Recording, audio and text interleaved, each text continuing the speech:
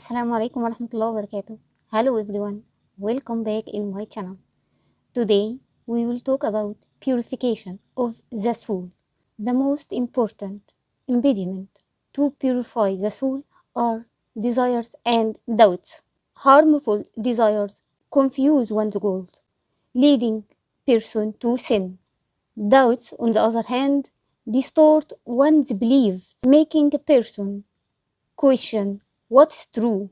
A person can be enslaved by his desire if it becomes the controlling factor in his life.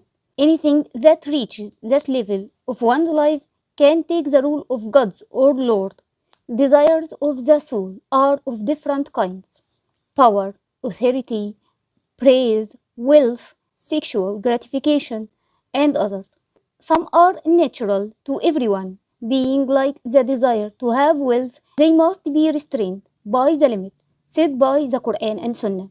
In the Quran, have you been him who takes his own lust, vain desires, as his God, and Allah, knowing him as such, left him astray and sealed his hearing and his heart, and put a cover on his sight. So, who will guide him after Allah? Will you then not be reminded? Doubts come due to lack of knowledge, lack of true knowledge. Ignorance leads people to do acts disbelieving to Allah. Doubts make a person weak in his conviction and confidence.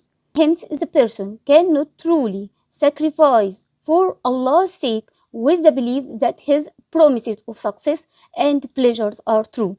What about sins, arrogance, disbeliefs, and shirk? Sins are of different types and degrees, but one thing for certain is that sin is harmful for the soul. The worst sin to avoid is the majors, like one's murder, lying, stealing, backbiting, taking and giving bribes, cheating, disobeying parents. Lesser sins are also dangerous if they are repeated.